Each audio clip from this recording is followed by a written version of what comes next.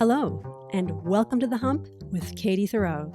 I'm your host, Katie Thiroux, and I'm bringing you interviews with some incredible artists, finding out why are they so amazing, how did it all happen, and what can we learn from their journey. Before we get started today, I'd like to thank our sponsors. And first up, we have Kolsteins. Kolsteins is my most favorite string shop to visit in the entire world. They're based in Long Island, New York, and anytime I'm in New York City, I make a special trip to Kolsteins to see what new things they have going on. They do everything from instrument repair to building their own instruments. They have a beautiful line of basses that they make. They make their own strings and rosin. It's so much fun. It's been family run since 1943. And hey, if you're ever in town, make a special trip yourself. It's like going to Disneyland. It's so much fun. If you go to Kolsteins.com and use the promo code KATIE10, KATIE10, you'll receive 10% off your entire online purchase. Or give them a call and you'll get 10% off over the phone. So that's Kolsteins.com. Up next, we have Jam's World. You all know how much I love Jam's World. I'm wearing one right now. It's an amazing clothing company based in Honolulu, Hawaii since 1964. It's been family owned and run. And I love it because the fabric is so cool and so comfortable because it's made from 100% spun crushed rayon.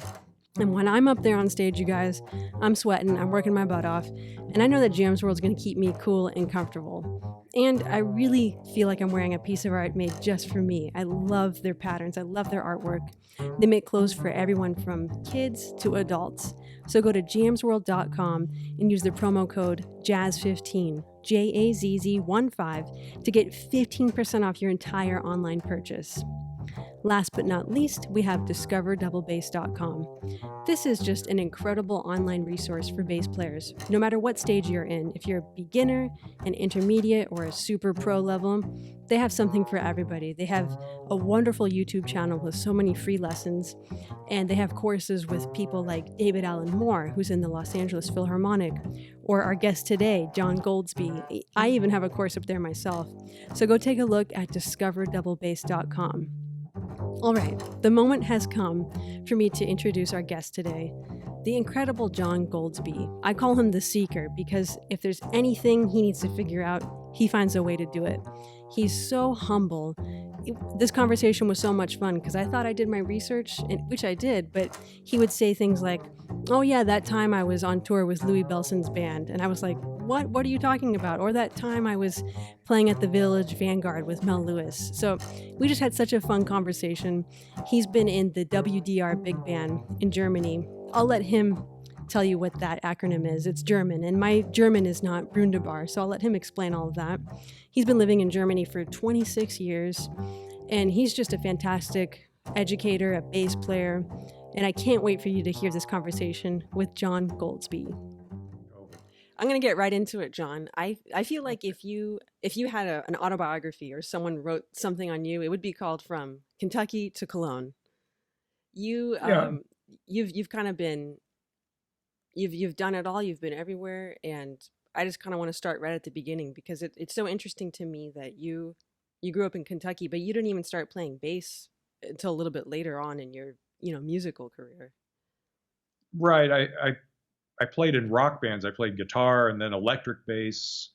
And then like my last year of high school, I did I found the bass in the corner of the orchestra room and I could play that a little bit just from playing bass guitar. And I took some lessons from a classical player. And so I was about 17 or so. But then when I graduated, I had to give that bass back. And, it took me a few months to figure out how to buy a bass and find one. And I really seriously started playing double bass at age 18. And then just by virtue of the scene in Louisville, there were a few double bass players, but they weren't teachers, I could hear them sometimes playing live, but I really didn't get any lessons, and especially jazz lessons. But I was around a lot of good, like Jamie Aebersold is just across the river in Indiana. And about that time I started playing with him, and Jimmy Rainey, the guitar player, was coming back and forth to Louisville between his living in New York. So I got to play with Jimmy quite a bit. and just by default, being put in way over my head, I kind of, figured out what to do on the bandstand, Yeah, those are great situations to be in, because it's that fight or flight. You have to stay up with it, and also that inner burning desire where it's like, well, I actually do really want to do this, so let me go home and do my homework after each gig. Right. Yeah, it was a great time. I feel lucky, even though I didn't realize it at the time, but I was working, I don't know, just 6 nights a week, like steady gigs, and with trios and clubs, and they would bring in guest musicians, and then I went to college for 1 year, but I realized, okay, I was going to a liberal arts college that had a tiny little jazz program with 5 or 6 jazz players from around town who were, adjunct at the college. And after about a year, I realized, well, I'm playing gigs with all these people, and I don't have time to practice during the day because I have, college classes. So I let that go after a year and just played gigs at night, practiced all day or played sessions. And then, one thing led to another. I didn't, at that time, I think I was, it was very confusing for my parents. So they had no idea about professional musicians or,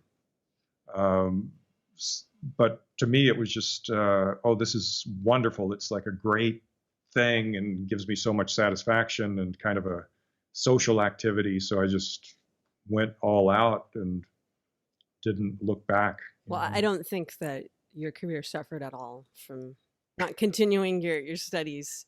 But I was going to ask you, you seem like such a searcher of the instrument, because you've written and published 3 books. You have online courses. I mean, you're a fantastic educator. When you were just kind of like getting into the bass, and you kind of answered that question, but were you like an insatiable practicer, or were you just gigging all the time that just kind of made up for it?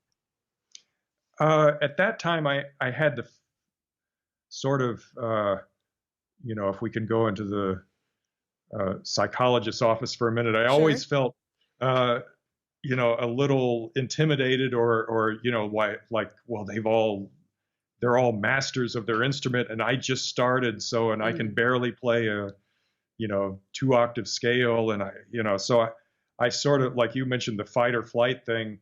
I really had a lot of, angst about, every night I'd go home and I'd think about the tunes that I didn't really know that well, and the next day I'd get up and I'd, play all my scales and then start working on those tunes and trying to play catch up. So it was a lot of,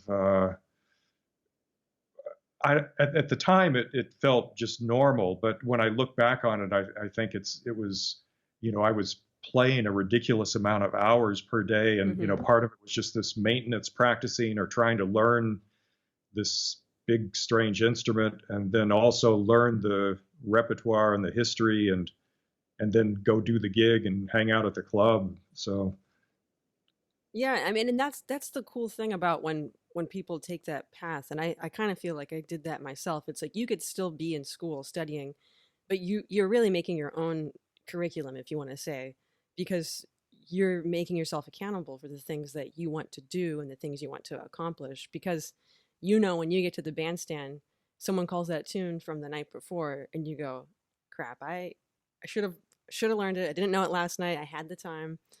And it's that accountability that I find so interesting. It kind of separates people who are really serious about playing the music. Yeah, and I think that's why I like to teach, or that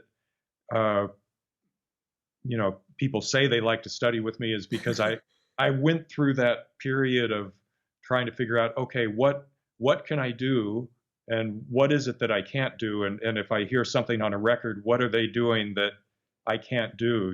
Is it you can really start to break it down. 2-octave arpeggios, if you hear Ray Brown playing a drop, and I couldn't do that.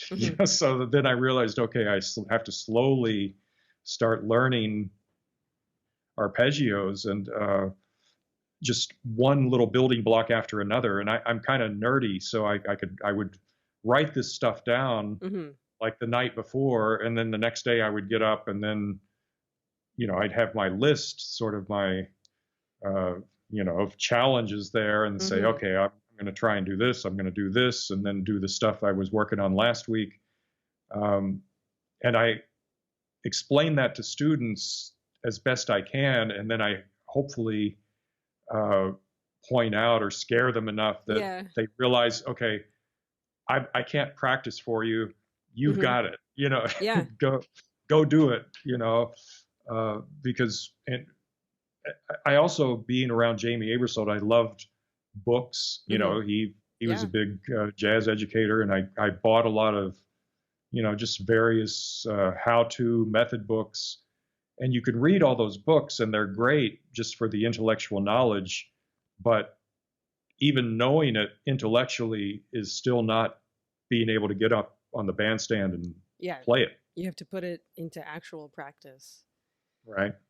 Yeah, and especially I grew up, I didn't have YouTube in high school or when I was, really practicing. It might have came out at the end of high school, but I'm not so great at the internet, John.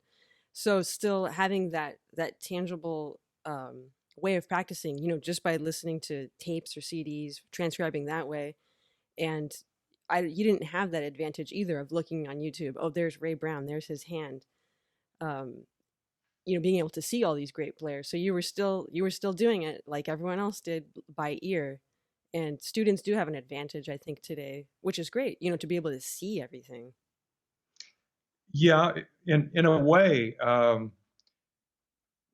when I was hanging out with Jamie Aebersold, he was not only putting out his play-along books, but he was selling jazz records. So through the mail and from the basement of his house, and but he was also super generous, really generous guy. He would loan me stacks of records, and he also sold blank cassettes. Oh. And he sold the Super Scope cassette recorder where you could slow things down. I don't know, like maybe a third or not completely, but so I bought the Super Scope cassette recorder. I bought blank cassettes. I got a bunch of records, and I would keep going back to his house and borrowing more records. But in a way, today I feel like students have a disadvantage because there's so much stuff they can look at. If you have whoever John Clayton or Ray Brown tells you, go check out this record, then well, that's the one record I should really check out and memorize and know backwards and forwards. Now, if you go on YouTube and you put in a jazz bass or search term, then you just get countless videos, and some of them are great, and some of them are kind of okay, and some of them are, oh my God. Yeah. So in a way, today it's just this sort of overabundance of material, and people have to wade through that and figure out what's important. I think teachers like you and people who have been around the scene a little bit can point people in the right direction and say, okay, this is a jazz canon, or this is the American songbook, or this is the way people played jazz in the 30s and 40s, and this is the way they played in the 50s, and you need to check out that music. Well, that's why we're lucky to have people like you, John. Beacons of hope and beacons of light. Thank you. Well, that's so cool. When you were coming up in Kentucky, you had people like Jamie Aebersold. And it's great when you're growing up and you're young and you have people who have that same burning desire as you do to just like, I want to be better. I want to learn all these tunes and transcribe certain things. So did you have a little bit of an enclave there, or was it just kind of young Jamie? Or no, there was a good scene there. There were there were musicians from Louisville who also eventually moved to New York, like Pat Harbison, who runs the jazz program at Indiana University. I don't know if he runs it, but he's a trumpet professor there now. But he moved in the late 70s to New York with some other friends of mine, And, that's sort of how I made the connection up in New York with, there's a tenor player, Tim Whalen in Louisville, who's still, fantastic tenor player, still playing in Louisville. But when he moved to New York in 79 or 80, that's who I moved in with. Oh.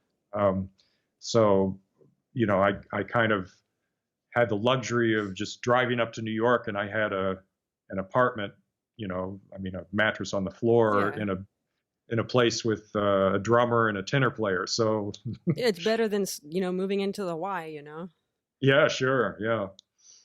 So I know when you were in Kentucky, you were playing in a house trio, and people were coming through like Barney Kessel, Jay McShann. Was it kind of that excitement of these people coming in and you're playing almost every single night going, were they telling you, man, you got to move to New York? Or was it more coming from inside? It was really coming from inside. Yeah. A few people would, like Dave Liebman, is a New Yorker, Diehard New Yorker, yeah. Yeah. He'll just get in your face and tell you, you got to move to New York, you got to, but, yeah, they all offered bits of wisdom, but I was so young and green. I was really half scared to talk to them, but on the other hand, just asking little questions and soaking up every bit of information I could get from them. Some people were super generous, like Barney Kessel, and he played a jam session in the afternoon just to play a jam session, and Jay McShann was a little, he wasn't saltier, but he came in and did the gig and basically did that thing with not telling me the tune he was going to play or what key or anything, just starting. And so that was quite, the lesson. Oh yeah. There. Yeah. But, go ahead. Yeah, the feeling I got, when that gig ended, I think it lasted about 9 months. So it was a real jazz gig. And it was a club. The Jimmy Rainey trio was playing in the afternoon with a different bass player. They played, I don't know, from 5 to 8 or something. And then we played from 9 to 12, like the main show. So there were 2 bands, throughout the week. And when our trio gig ended, I got a gig playing sort of with a top 40 band playing electric bass at a Holiday Inn, just because that's what happened. What was available, yeah. Yeah. And, so then I was saving my money. I knew, okay, I got a taste of what it could be like, and I have to go to New York and give it a shot and see what happens. So, yeah, that's what happened. I worked with the Holiday Inn top 40 band for 4 or 5 months, and then just put the stuff in the car and went to New York. That's a great piece of advice too. If you're going to move to New York, save your money. Right. Exactly. Yeah. It's funny for me talking to students now, or when I moved to New York, there were really no jazz schools with jazz programs. Yeah. There were a couple that were just starting, like Long Island University with the alto player Pete Yellen, and in William Patterson College was just starting a jazz program. And but there wasn't the Manus Manhattan School of Music, Juilliard, even the new school, they didn't have jazz courses at that point. So the people who moved to New York, they were all in a similar situation where you just move there and then you start hanging out and going to jam sessions and calling people for sessions or calling people now when I talk to especially people from Europe, they're considering, well, I need to finance my college degree at Manhattan School. I'm thinking, oh gosh, so much money, Yeah. Maybe you should just move there and see what happens. I don't know. There's no right way to do it. Exactly. There's no right way. And I've yeah, you can go there. Yeah, exactly. Finance it, or you can do what you did, and a lot of people do. Just go there, be on the scene. It's like Thelonious Monk says. It's like you got to be on the scene to be seen. And what better way to do it? Just, go to jam sessions, meet people, play sessions. Right. Did you go to school at in Long Beach, or did you? No. I went to Berklee College of Music Oh, okay. in All right. Boston, and I see. I made the trips, on the weekend, take the Fenghua bus there. It was like $1 to go there. Kind of Wow. checked it out, would do some sessions, and I just knew in my heart I'm a West Coaster, Hmm. and also one advantage, I think times are different in a good way. If someone, I love playing with Ken Peplowski, and if he calls for a week at Birdland, I can go there, use airplane miles, stay with family. My husband's family lives there. And so I've got a good thing going on. So, and I enjoy being, in California, Right. and New York will always be there. Yeah, that's one thing I tell people. Even if they leave, you know, and go back in 10 years, it's still there. I mean, the few clubs might open or close, Yeah. or people move in and out, but the city and the scene is going to stay there. Although at the moment it's a little touchy, but I think Yeah. that's going to pick up also. That's going to change. But I think you're in a great situation just for being able to fly to New York, play with Ken Peplowski, one of the greatest tenor Hmm. player, clarinet players, in my opinion, of all time, Yeah. and do like an incredible gig and then just get out. Yeah. you know, Get you out don't have before to I'm wake up broke. there. Yeah, right. You don't have to wake up on Monday morning there and Yeah. do your laundry or whatever. Yes. Yeah. Okay, so we're getting from Kentucky to Cologne. We're slowly moving. So Okay. you spent about 15 years in New York, right? Right. I moved there and I visited the summer of '79, but I really moved there in 1980, and then I moved to Cologne in '94. Hmm. But you were all over the scene in New York. I mean, you played with Wynton. Um, you were just able to do a lot there. Toshiko Akiyoshi. Did I even see that you got to play with Mel Lewis? Yeah, I used to play with Mel quite a bit. With Wynton, that's probably one of the things on my bio. I think I played in a big band that he played in. So Okay. it's not like Wynton was calling me to play in his quintet. But yeah, I played with Mel quite a bit in a lot of different situations. One was with a guy named Lawrence Schoenberg, Oh yeah. yeah, who runs the Jazz Museum of Harlem, and great tenor player. He used to have a big band, but also we would play with Mel in small groups, Hmm. and I played also with a tenor player named Bob Kindred, who not many people have heard of. And Bob would hire Mel a lot of times for small groups, Hmm. and like for a Sunday brunch, Yeah. for like typical Sunday brunch money, and we'd be there in the corner with Mel and playing standards, Yeah. and you know, and it was at that point when I became aware of the Cologne radio band, or the WDR Hmm. Big Band, because Mel was at that time he was coming over to Cologne a lot as a guest with the Yeah. band, and he would come back and talk about it, and you know they especially at that time they were paying him, I think, pretty good money, and he would Hmm. buy new suits and come back and say, "Yeah, I just got back from Cologne, check out Yeah. my suit," and but the thing that impressed me about Mel is that I played some with him at the Vanguard. I would sub for Dennis Irwin occasionally, and Wow. Mel just always sounded great, whether he was playing a jazz brunch, Hmm. or I actually played some singer, like backing up singer gigs with him. And I played at the Vanguard, and he was just always, he was very understated, but there was this feeling of, confidence and swing and power and just musicality whenever, wherever he was playing, no matter where. Yeah. Wow, that would have been amazing to play with Mel Lewis. One of my favorite drummers.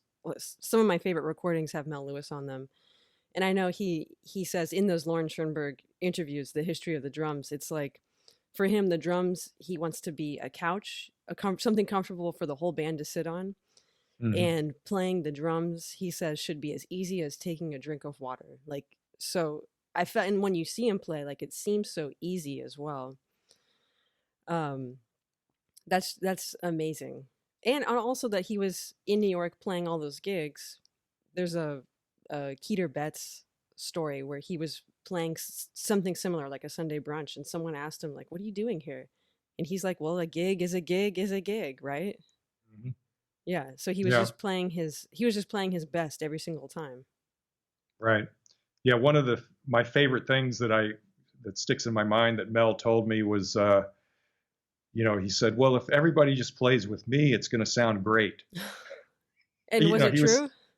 It was true, yeah. And at that point, I don't know if he told me that with trying to make a point or whatever, but when I was younger, I was always worried about, do I need to push? Do I need to, sit back on the beat, or do I need to, what do I need to do to make it swing? Yeah. And that's the thing with Mel, he never was trying to make it swing. It's just, he played 4 beats and it was swinging, and then all I had to do was not mess that up. Yeah. Just play with it, accept, okay, I don't need to push, I don't need to pull, I don't need to sit back, I don't need to do anything. I just, play with Mel and it's going to sound great. On that same subject, because you're such a fantastic teacher, when students ask you that question, like, where should I play in the beat? Should I be in the middle? Should I be on top? Should I be behind? What do you say to a student who asks you that question? Well, that's always a tricky one. Sometimes I'll play recordings of bass players and drummers who might play on top or might sit back, and just with the point of, well, this sounds good, and this one sounds good also. This rhythm section's really pushy, and they're really pushing the soloist, and it's real aggressive, and it sounds good. And this rhythm section's just kind of sitting there, and it's sort of a, kind of laid back. Yeah. So, but then I'll show them with a metronome my idea of, okay, here's on top of the beat, here's behind the beat. I can do either one and keep steady notes with a click that's non-human. Exactly. But that's sort of, it's great to be able to do that with a metronome, but that's not, if you're playing with humans, then that's not the best feeling to go for. Yeah. It has to be flexible. And I got to play with Ed Thigpen a little bit. Wow. Also in the, I guess that was early 80s.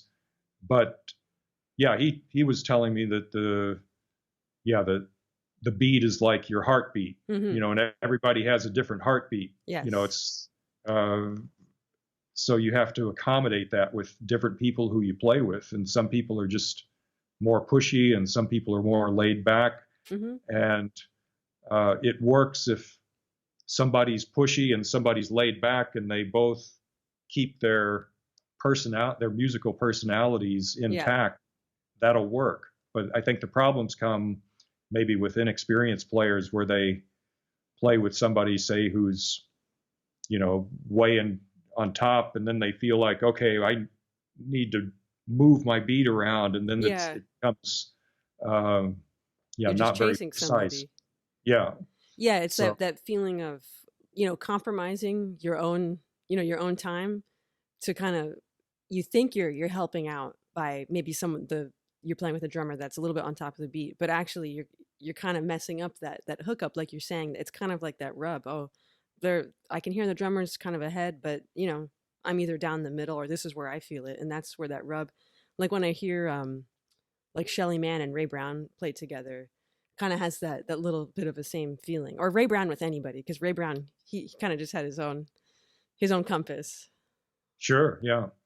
Yeah. I heard, or I read an article, an interview with Ray Brown, and I forget who the interviewer was, but they asked him something like, well, it seems like you rush quite a bit, or people say that you play way on top of the beat. And Ray had some answer like, well, I've made 3,000 records with the beat that I use, and that speaks for itself. Or, There I'm was paraphrasing, but the great piano player Larry Fuller was the last piano player in Ray Brown's trio, and I know Ray, like, would joke around with everybody, but they were playing with Stanley Turrentine, and Turrentine said, something to the same effect, like, man, Ray, you're rushing, and Ray says, I get paid to rush.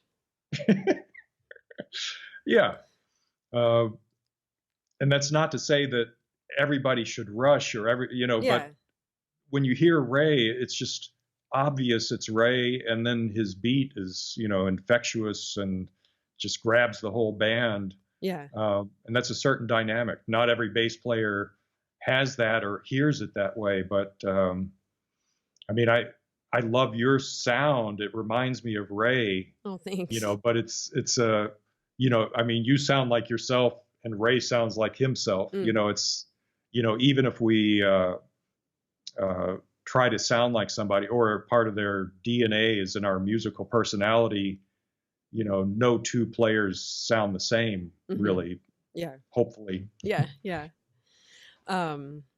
So when you got the opportunity to audition for Cologne, was that, because I know now when there's an opening in the WDR Big Band, it's like all points bulletin, there's a spot opening, everyone, it's worldwide, it's open to everybody.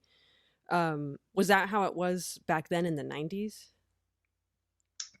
Yes, but maybe not with the crazy internet. I could imagine back then if it had been on Facebook, or, it was just, back then it was more word of mouth. And, in the small world category, at that point I was living out in Sunset Park, Brooklyn, and my upstairs neighbor was John Marshall, the trumpet player, and he was going over to audition with the WDR Big Band, and he was telling me about it. And I knew Mel had played with the band, and I knew Jim McNeely had written for the band. Just I kind of had an idea of this band.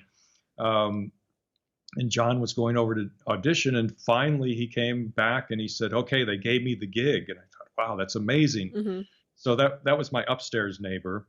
So that was the first bit of coincidence. And then the second bit was I was on tour in Europe with Louis Bellson and his big band. Wow. And the manager from the WDR Big Band heard us play at a jazz festival. And at that point, they didn't have a fixed drummer in the band. They always brought in guest drummers. Yeah. So he came to Louis and he said, "Yeah, I want you to play with our band, come do a project." Yeah. And, bring this bass player too, because our bass player is retiring, and at that point it was like, oh, yeah, okay. So yeah, I did the gig with Louis Bellson, which was great. Wait, pause right there for a second. Okay. Please tell me about that, because Louis Bellson, just one of the best drummers, and I know Oscar Peterson calls him his favorite drummer. I mean, tell me just a little bit about playing with Louis Bellson. Oh, it's fantastic because he's got that tradition that comes from Sid Catlett and Cozy Cole and just like this real traditional style. But I think because he took those swing influences and then sort of came up through the bebop era, he also incorporated, he's sort of like a transition drummer between swing and bebop. Yeah. And then he sort of developed the Louis Bellson show personality with the double bass drums and the rototoms and the little, Chinese cymbals and stuff. Yeah. But yeah, he can really swing. And one of the best times I had playing with him, or, a great time I had playing with him, we did a rehearsal where he didn't have his full drum set. He just had a snare drum and hi-hat and cymbal. Yes. And with a big band. Yeah. And so we did this rehearsal, and Louis doing everything, just setting up the band but only because usually he has a set with, I think, 4 mounted toms, Yeah. and 2 bass drums, and I don't know, 8 cymbals or Mm-hmm. something like that. And on the gigs, which we usually, we rarely rehearsed, we would mainly just play gigs. On the gigs, it was like a show, so you got the full Louis Bellson show. But at this one rehearsal where he was just playing, snare, hi-hat, cymbal, Mm-hmm. It was so musical, and it had, I don't know, it just had that dancing feeling, Yeah. that makes drummers great. Exactly. I know you can Yeah. drummers like that, like like Jeff Hamilton, Ed Thigpen, who have they could play on a record, on a record cover and just swing with a big band. That's so cool. One last question about Louis Bellson. How long were you? How long did you get to play with him? It was, yeah, it was basically, he wasn't in New York. He was in and out of New York. And I think Jay Linhart was probably his Mm-hmm. first call bass player. But when Jay couldn't make it, then he would call me. And so I would do, one-off gigs, or I'd do a week here or a week there. Sometimes with his quartet, with Don Menza or Ted Nash. And then do his big band gigs sometimes, or little tours or whatever. So that was just over the course of 3 or 4 years, I'd say. Wow. I've also heard that he was like one of the nicest people as well. Oh yeah, super sweet. Yeah, really That's always great. great when that happens. Someone's just a monster player and then they're just happen to be this extremely nice, sweet person. Yeah. And one thing, now that I mentioned Louis and the dancing thing, and also the drum playing on top of the beat and all that stuff. When I talk to students, one thing I realize is that when I was first learning, I actually had a metronome, like a Seth Thomas, that would go back and forth. And somehow that, I mean, it was precise, but not like we know as MIDI precise. Yeah. It was, it was just kind of click back and forth, and you could kind of judge the tempo or whatever.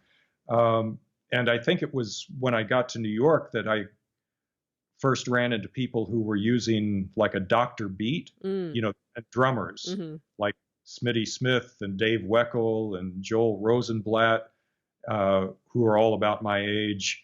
And I realized, these drummers, they're starting to sort of play super precise, whereas the drummers I'd played with beforehand had all played for dancers, and the point was, well, you can have a beat that's a little human or malleable, and as long as it feels good, people will dance to it.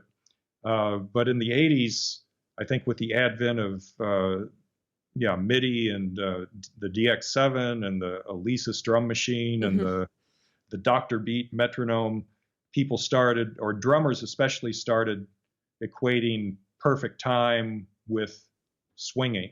Yeah. And bass players too. I started practicing a lot with the metronome, and I realize now that was very valuable, but it still doesn't, metronomic time doesn't mean that it feels great. It just means you're on the grid. and you probably, when you grew up, maybe even in Kentucky and New York for sure, playing in dance bands, right? And I remember when I was in Boston studying, and on the weekends I'd be in a big band or a small group playing for dances, because it's still a crazy, swing dancing is like phenomenal over here. People just love it.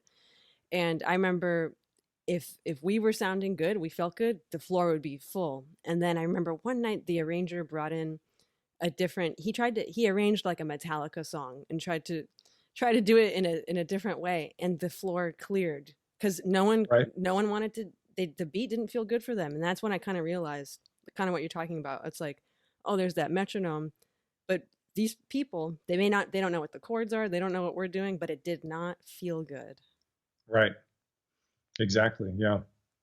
So that a little aside about metronome and playing for dancers. Yeah. Yeah.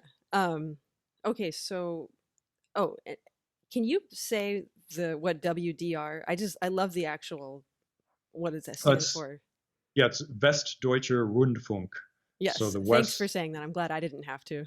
right, Westdeutscher Rundfunk. It's the West German radio. So Rundfunk is actually the word for radio, Hmm. and it's a TV and radio station in the North Rhine-Westphalia area of Germany, and it serves this area of Germany as the public radio and TV station. Hmm. And It's got about as like I see it, and I know other people see the WDR Big Band, that's like getting a spot in the New York Philharmonic or, any amazing philharmonic or symphony. It has that level of prestige to it. Well, thank you. Oh yeah. It's there are three radio bands in Germany. And all three are really good, and they have their personalities. The NDR in Hamburg, and the HR in Frankfurt, Hmm. and then our band. But yeah, it's an amazing system, and it's sort of an old ingrained system. But there are 210 musicians employed at the radio station, so we have a full symphony orchestra, then a radio orchestra, so two separate orchestras, and then a choir, and then the big band. And it's supposedly we're providing culture and entertainment education for the people in our area, and they still it's agree not to just your fund area; it's worldwide. So was that your into the WDR band, going through Louis Bellson, having their manager hear you with Louis, and is that how it all happened? Yeah, I played with Louis. I think it was a week-long project and then a concert. And at that time, my wife Robin and I, we were thinking about leaving New York, or we were thinking about moving outside of New York, to New Jersey or somewhere, and typical. And so, just being the typical like New York musician, I told everybody, "Oh yeah, I'd love to have the gig. I'll take the gig. Let me know. When could I start? Yeah. I think I'm free from next Thursday on. Let me know." And they said, "No, wait, we have this audition process, and we have a list of bass players, and they're all going to come." And I said, "Okay, well, whatever. Yeah. It's been great. I'll see you." And indeed, so then it took about, I don't know, over a year for them to call me back. Oh my gosh. Yeah. So they went through their list of bass players and great bass players. And then they called me back again to do another project, and that was a different arranger. It was more of a studio radio project, I think, just to remember who I was and check me out again. And then they had me come back after that. Then they said, "Okay, well, you're still on the list." Oh, and I thought, thanks. "Oh, what list? I didn't know there was a list." Yeah. And so then they called me back to play with Maria Schneider. Wow. I think that was 93 or so, maybe December 93. And Maria was sort of just starting out. She had just recorded her first album, and I knew her from New York. At that point, I'd moved to Astoria, Queens with my wife, and Maria lived down the street, so I sort of knew her from the neighborhood. And so then I played with Maria, did the project. That seemed to go pretty well. And then they said, "Okay, well, we're narrowing the list down." Okay. There are a couple other players on the list, but and they started asking me more specific questions. And then they called me back to play an electric bass project, which was a huge shock because since 1980, this was 93, 94, since 1980, I hadn't really picked up the electric bass. And they said, "Well, this, you'll have to play electric bass on the job. Is that a problem?" I said, "No." Yeah. So I started practicing electric bass. And then about a week before I went back, I think maybe January or February of 94, they called and said, "Well, we're looking at the parts and it says 5-string electric bass." Oh, shoot. And I know I had never played a 5-string in my life. Yeah. So I went to Manny's, I bought a 5-string, and they asked, will that be a problem? And I said, no, that won't be a problem. Exactly. But Exactly. I took the bass home, and you know how it is if you messed around with a 5-string, or if you play a 5-string after all playing 4-string and just looking down, low E, Yeah. and low E and low E, and then pick up the 5-string, and then it's like wrong. Yeah. Wrong. It's like having an extra limb. Right.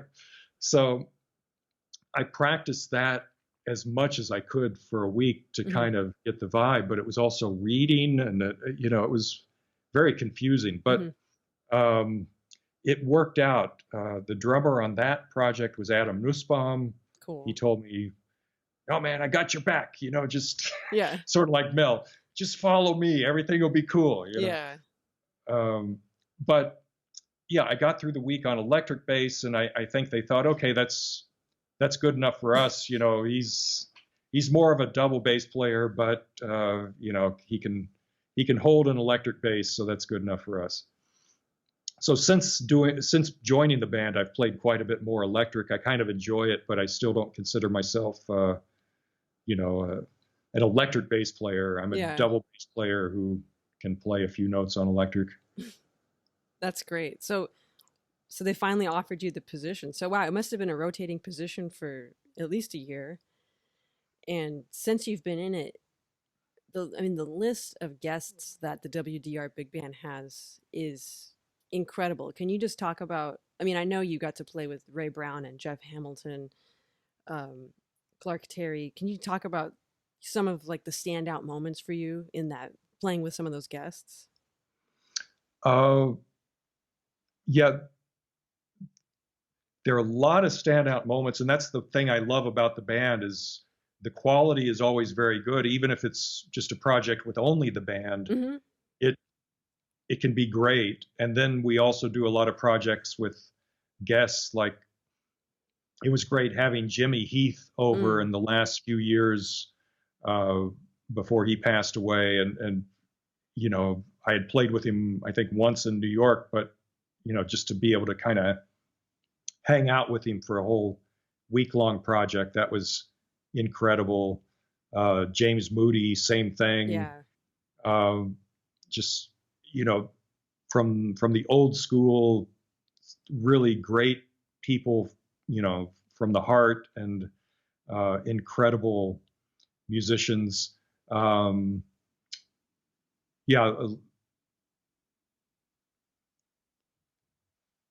Let me see what else. I've played with a lot of Latin musicians who I probably wouldn't have played with had I not been in the WDR Big Band. Exactly.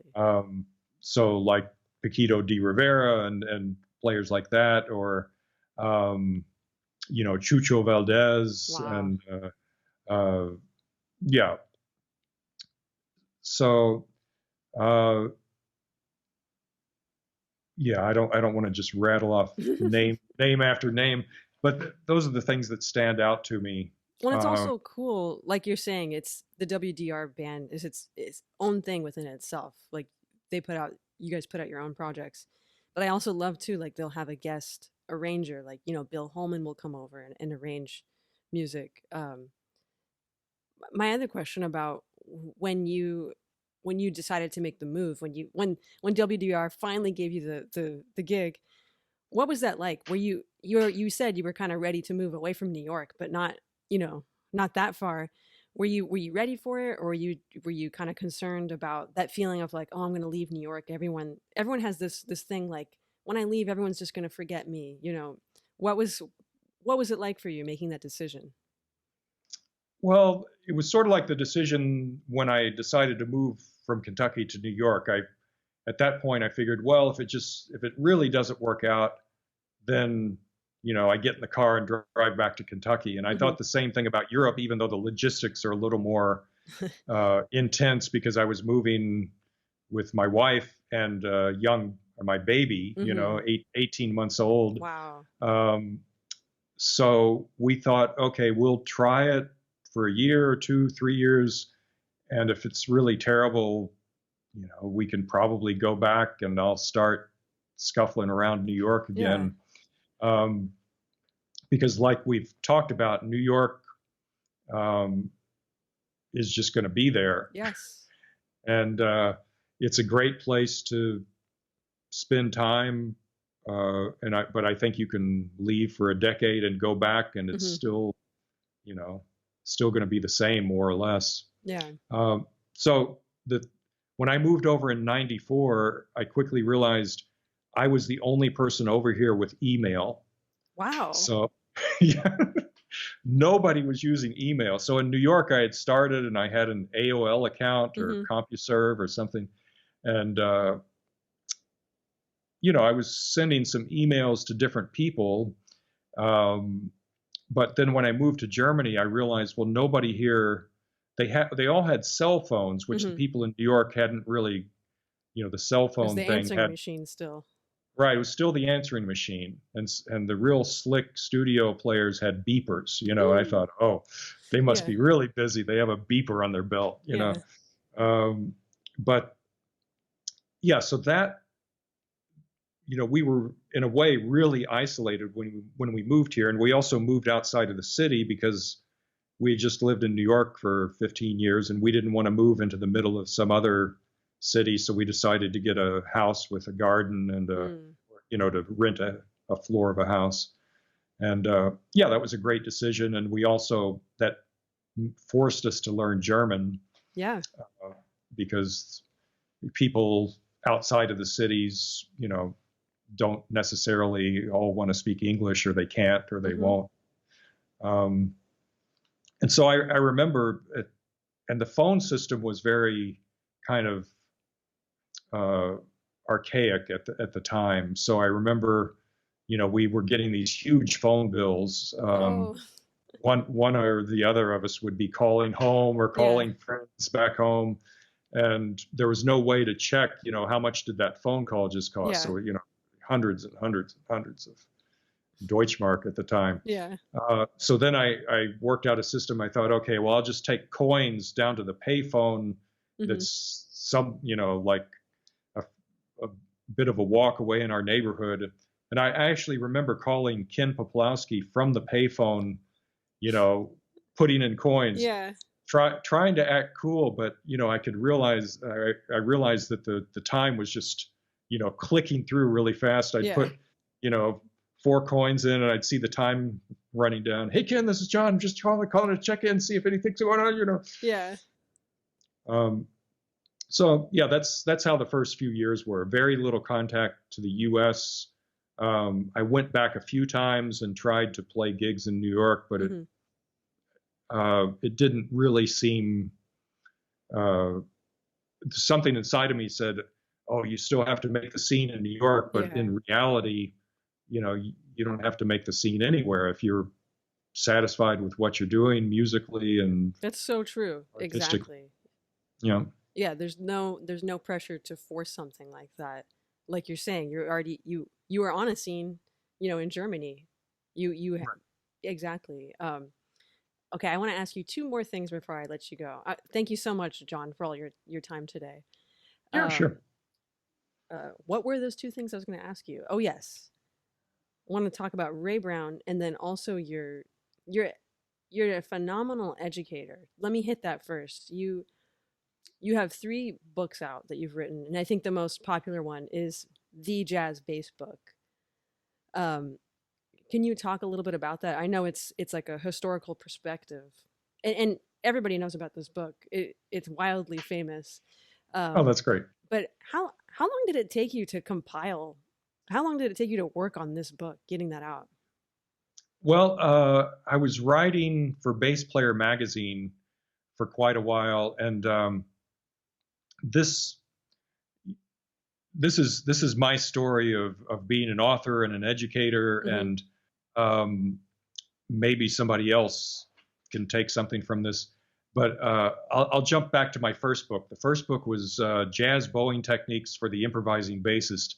And I tried to get my friend Jamie Aebersold interested in putting it out. And he said, well, nobody's going to buy that, jazz bowing book. If it were a saxophone book, I could sell it. But in so many words, he said, just put it out yourself, because, you write a book, you get somebody to print it. Yeah.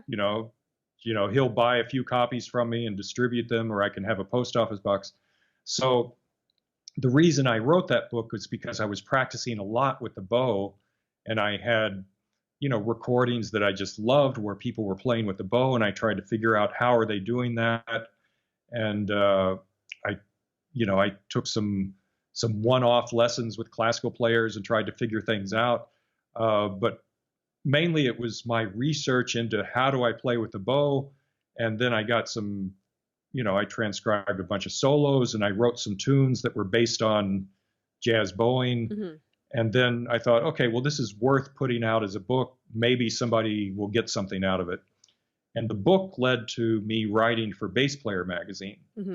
I talked to the editor, Jim Roberts, at some point about reviewing my book, which he did. And then he said, well, you seem like an industrious, curious guy. So do you want to write a column for Bass Player? So I started writing columns for Bass Player on the history of jazz bass.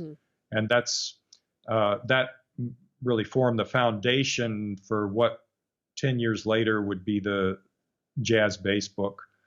So an editor later, Richard Johnston, was leaving Bass Player magazine to go work for this book company, Backbeat Books. And he approached me and said, hey, you've got all these articles. Why don't you, continue in that vein and, put out the jazz bass book. And also during that period when I was writing for Bass Player, there was no Google or anything. So you couldn't just type Ray Brown in and get the Wikipedia article. And so I was doing a lot of research just through books, album covers. Lauren Schoenberg was very helpful, and I would go to the Institute of Jazz Studies at Rutgers and just they have a huge library there. They have interviews with whoever, Doug Watkins, Milt Hinton, and these on paper that they've transcribed. And so that's how I started out researching the book. And basically it was similar to the Boeing book in that, okay, I want to, check out Scott LaFaro, what are the important recordings? Maybe I should transcribe this. I should do that. I want to check out Oscar Pettiford, which solo do I really like? I'm going to transcribe that. And, and so that's really how the jazz bass book came to fruition, just through my curiosity about the history of jazz bass players. And, I know you've got a broad historical basis to your playing also, but I really like early jazz. So I thought, that's also an interesting topic for me to cover, to go back to the early, Ellington Basie bands, Fletcher Henderson, and check out who were the bass players and, what were they doing back then? Because in a way it's similar to the stuff we do now, just lay down a great pulse and propel the band and fit in with the rhythm section and the drummer. With no amplification. Right, with no amplification. Yeah. Well, that's so interesting. It seems like you kind of came full circle to how you started out learning the bass, just kind of creating your own, like you were saying, you were practicing, oh, Ray Brown's doing this arpeggio. I don't know what that is. Let me write it down. So it's kind of like you created your own syllabus for yourself, and then you kept seeing this need in your own playing, learning jazz bowing. There's nothing out there. And you did all this research and then making it a book. I think that's fantastic. And you really seem like a searcher to me. Are you still figuring out new things on the bass? Oh yeah. And also sometimes I have, students who will surprise me, or they'll play something, or I hear bass players and I think, oh, well, that's really slick or really hip, or and also in Europe there's sort of the this improvisational style that's not based on American jazz. It's more from the classical tradition, or the free jazz tradition, but it's at a high level of technical ability and prowess. So there's a lot of stuff going on that I don't incorporate into my playing, but I really, enjoy it and try and soak it in as, well, this is a valid way to express yourself on the bass. For example, I had an Australian woman named Helen Sung who did a master's program at Maastricht Conservatory, where I teach in Holland. That's just over the border. And she really got into harmonics, artificial harmonics, and all the possibilities of playing harmonics on the bass, stuff I never really paid attention to. But she spent 2 years kind of codifying this. And when I hear her play, it's like, oh, wow, I didn't know that note was there. It's this whole secret part of the bass. Right. So, and it's very specialized. I don't know that I would spend a lot of time trying to master that, because I just don't hear that as an important part of my musical personality. But, it's just super interesting and intriguing when you see somebody else who's really dedicated, and, all of a sudden, we have this, realm of bass knowledge, and then somebody comes over here with like a little extra thing that, all of a sudden they can do this or that. And, I just really, I love those moments. And you can also hear that through the history of jazz, when the bass players in the 30s were doing certain things, and then the bass players in the 40s came along, and all of a sudden, they were doing a lot more athletic things on the bass, and that set the stage for Ray Brown and Scott LaFaro and different people. I remember I was in a long time ago, a lesson with John Clayton, and I did something like a double stop with I forget what the fingering was even, and he was like, wow, I never thought of it like that before. I'm going to try that. And I was like, what? John Clayton never thought of something before? That's crazy. I know. So it's just, you seem like such a person that you're just enthused by the instrument so much every single time you go to play it, and you spread all this knowledge. You're a great educator. So my last question, anyone who has any sort of connection to Ray Brown, I need to talk about that, because I love Ray Brown. So without really prefacing too much, is there a highlighted moment of some time you got to spend with Ray Brown? Well, Ray, let me see. I did one concert with him, he played one set. I played one set in New York, with this band called the American Jazz Orchestra, and John Lewis was the conductor, and I was playing with the band, but we were doing Ellington music, and John and Ray happened to be playing at the Blue Note that week. So somehow I think the set worked out where he got Ray to come in and play the first set with the American Jazz Orchestra, and they played played the Blanton features, Jack the Bear and Sepia Panorama and all that stuff, and Ray was playing also with no amp in Cooper Union Hall in New York, like kind of a big lecture hall with this big band, and he was standing out front, and of course I was down in the front row, checking it out, and then I had to play the second set. So, but Ray, he was super generous and friendly and supportive. So that was the first time I met him. But then over in Cologne, he came over, quite a few times as a guest. Usually when he would come, I would just stay home. He would take over the bass chair. I didn't have anything to do there. But a couple of times, either I would play the first two tunes, and then they would bring out Ray Brown, which is always intimidating. It's like, okay, you play, and then we're going to bring in Ray Brown. Thanks. Thanks. One of the greatest, moments was they brought over super bass. So it was John Clayton doing the arrangements for the big band with Christian McBride and Ray Brown, and I was playing in the ensemble. So, they were standing out front with the 3 bass players, and I was in the back, just playing the big band parts. And, Ray, that was intimidating just to have those 3 players out front and then having to, play my walking stuff behind them.